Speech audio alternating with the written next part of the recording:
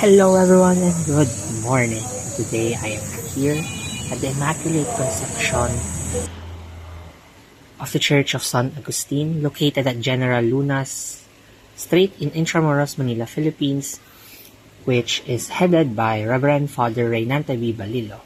And I'm Aaron Paul Engabagat, the father of the BEC Makikat, and from Psi 2A.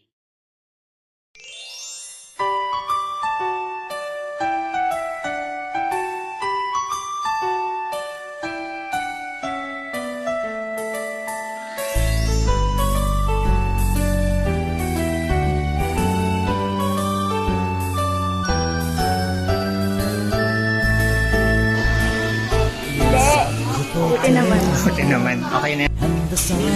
Yay!